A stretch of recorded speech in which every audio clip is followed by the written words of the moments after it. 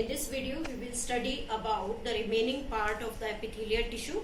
In the last video, we have studied about the epithelial tissue, means the simple epithelium, in which we have studied about the squamous, columnar, cuboidal, as well as the ciliated epithelium. Now, here we are taking the modification of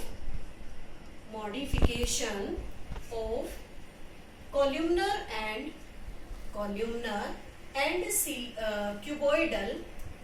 cuboidal cells, cuboidal epithelium. Means these columnar and cuboidal epithelium, if modified to form the glandular epithelium, both of them get modified and form the glandular epithelium.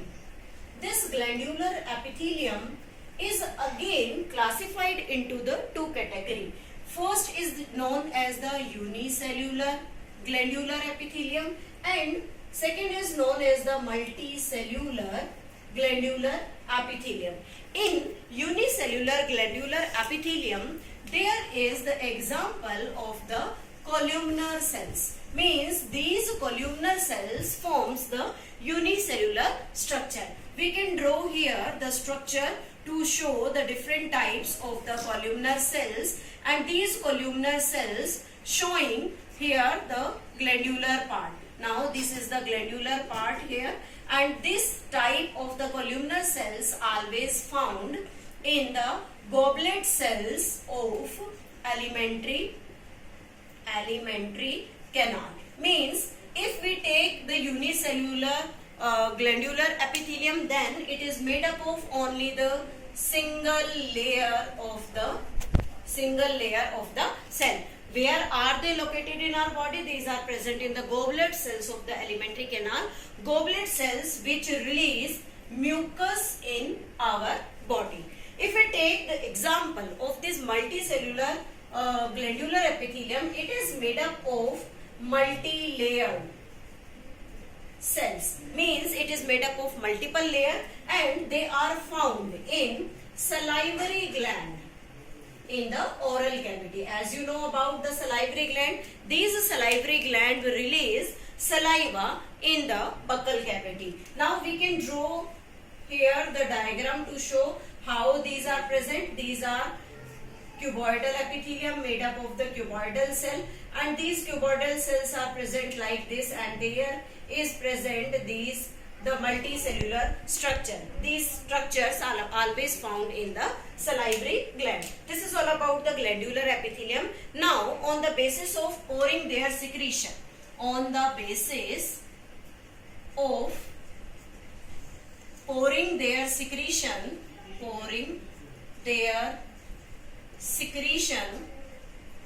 again glands are of two types. First is known as exocrine gland and second is known as endocrine gland.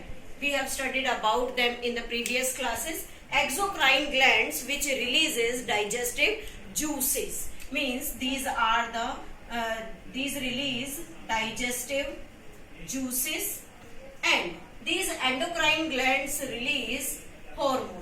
If we take the other differences between this exo and the endocrine gland, then these exocrine glands having ducts and these endocrine glands are ductless gland. These exocrine gland pour their secretion directly to the target organ, and this endocrine gland releases their secretion directly into the blood. Now we can classify the different modification of the columnar and cuboidal cells. First of all, on the basis of their layer structure, unicellular and multicellular, and second one on the basis of their pouring of their secretion, endocrine as well as exocrine secretion here. Next is the compound epithelium. Next is the compound epithelium. Compound epithelium is made up of many layers of cells, and they have irregular shaped structure. Again, we are talking about the epithelium, so they rest over basement membrane, then it is limited in secretion. Means because this is made up of the multi-layered structure, so the secretion part is not present here. So what is the role of this compound epithelium? It provides mechanical strength, or you can say provide protection against chemical or mechanical stress. We can say it the stratified epithelium. This stratified epithelium is found in dry surface of skin. You can say it is located in the moist surface of buccal cavity. You can say it is found in the pharynx region, in ducts of salivary gland, and many more different parts of the body tissue where this part is located. Just like that is the ducts of salivary gland, or you can say they are also found in the ducts of pancreatic gland. This is about the compound epithelium, means keratinized thickening present over the dry surface of the skin. Now when we are taking different examples of the epithelium, we can say that there are different types of junctions which helps in transferring the substance from one cell to another cell. Then how these types of junctions help in the process? Now there are the different types of junctions. These junctions helps in transporting substance from one cell to other in animals.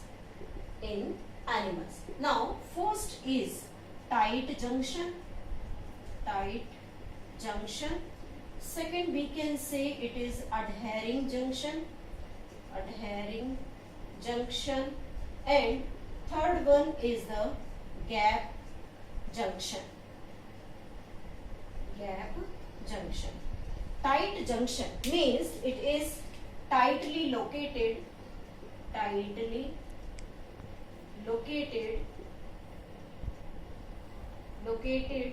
in plasma membrane of epithelium, and check the flow of substance from one cell to another. This is the tight junction, that is tightly linked, and it check the flow of substance from one epithelial cell to another epithelial cell. Next one is the adhering junction. This adhering junction helps or act as cementing substance between two neighboring epithelial cells together. It means cementing means to adhere, to glued together two different types, or you can say two neighboring epithelial cells close together. Now third one is the gap junction. Gap junction means cell to communicate with other cell and helps in transferring of, or you can say transporting of ions atoms, molecules and chemical exchange between the cell. This is all about the epithelial tissue in animal. There are two different types of the tissue. First is the simple epithelium, second is the compound epithelium, and how these epithelium cells show the junction between them and how they exchange their material. Now in the next video we will start the muscular tissue.